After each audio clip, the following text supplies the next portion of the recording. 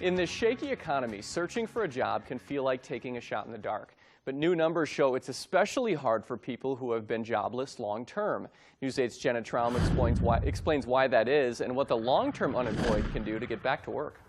Mark, economists from the Federal Reserve in San Francisco have put a number on the odds of getting a job if you've been unemployed long term. And it's not pretty. Just 1 in 10 people who've been out of work for a year will find a job in a given month. But that doesn't mean you should give up hope just yet. The Wisconsin Job Center here in La Crosse is practically a second home for Donnie Warren. I'm basically here almost every day. I'm applying, but no one's responding.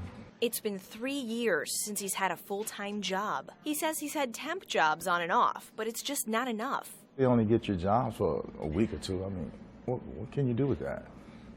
You know, that's money to basically put gas in your car or whatever. Beth Sullivan is the director of development at Workforce Connections, and she says higher unemployment across the board means there's a lot more competition out there for people who've been jobless long term. There's a lot of people that have been dislocated or laid off from their work who have skills that are more in demand. Their skills are more up to date.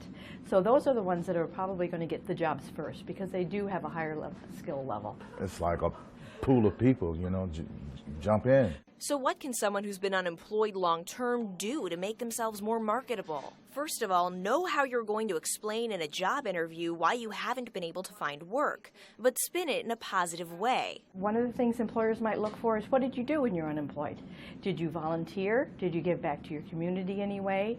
Were you out there learning new things? And just as important, stay positive. I'm hoping that it's going to be better days ahead, so, you know, as long as I keep looking, sooner or later, maybe something. It might not be what I want, the money I prefer, but it's something.